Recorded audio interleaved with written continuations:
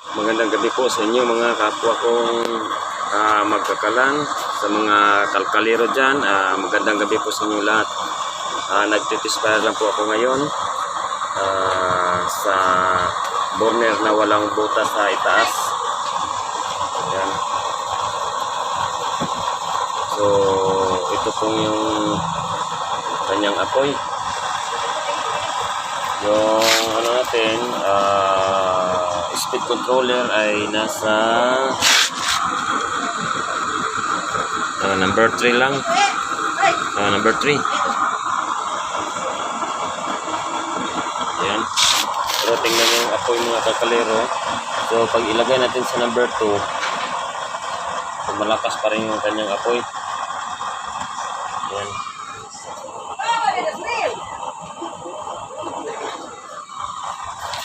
So napapalakas ng kanyang apoy mga kalkalero. So ito yung burner na walang butas sa itaas, walang laser flame. Pero tingnan nyo mga kalkalero, kahit lapat na siya sa bunganga ng chamber, ay hindi pa rin siya nagbuga-buga o humihinga-hinga. So banayad yung kanyang apoy, parang gasol din yung daloy ng yung flow ng kanyang apoy.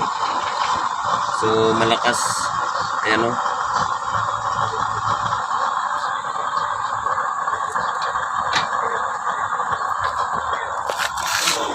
So lakasan natin mga kalkalero, tignan natin yung apoy niya.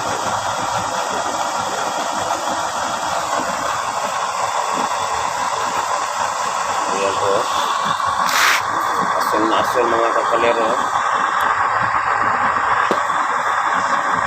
So napakaganda niyang kanyang apoy. May halong siya, purple.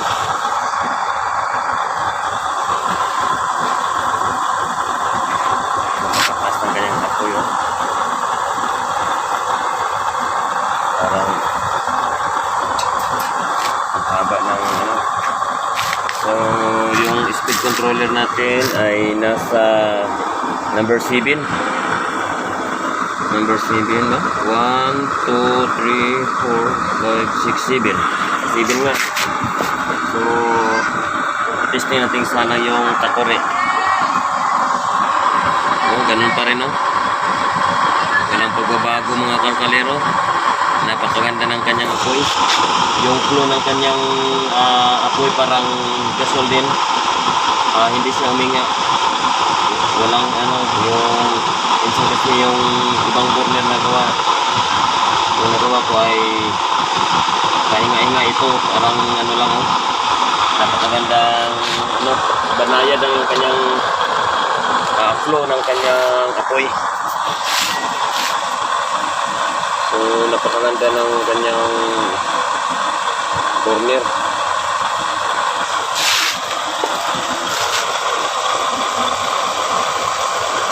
So yung burner mga kalkalero ay 1 inches po yung baba mula sa kanyang labi ng kanyang mula dito 1 inches. Ayan.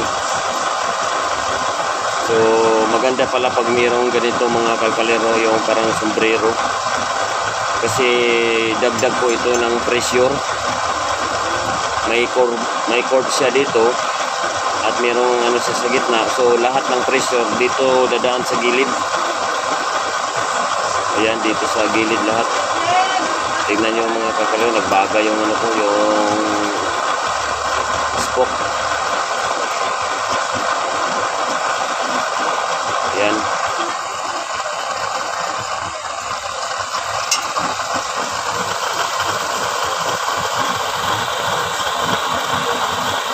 So itudo natin mga kalkalero. Ayan yung napakaganda ng kanyang apoy, oh. Napakaganda ng kanyang apoy. Ganayat ang maganda na yung flow talaga, oh. Gusto ko itong nito, itong daloy ng kanyang apoy. Kasi hindi siya kabuga-buga, hindi siya pahinga-hinga, yung sakto lang talaga kahit lapat na.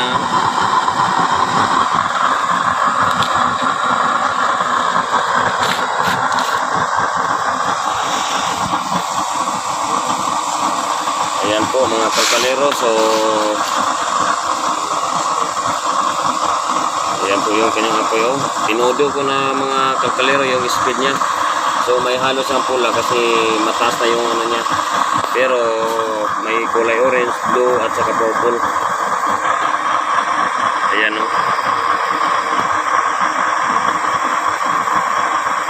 napakaganda yung kanyang apoy mga kalkalero. Ang kaiba lang kasi sa schedule 80 at saka 40 mga kalkalero, matagal to uminit itong ganitong kapal ng 4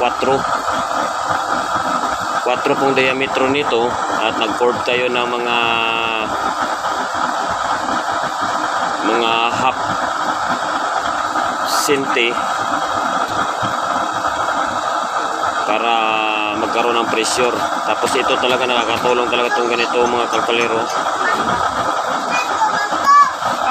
kasi yung apoy dito sa gilid niya pagbanda, lahat ng apoy nandito sa gitna. Ayan napakatas ng kanyang apoy mga kalkalero. Kaya pag sinalangan natin siya, talagang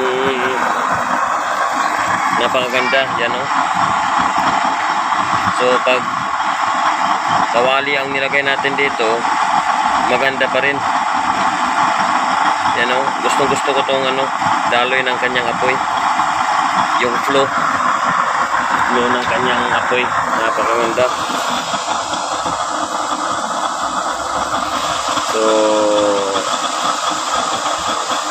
housing na lang yung frame na lang yung gagawin natin dito. Gawin ko na ito na siya ng frame. So hanggang sa muli mga kalkalero, magandang gabi po sa inyo lahat. Sa mga viewers at saka mga nag-subscribe po sa akin, magandang gabi po sa inyo lahat.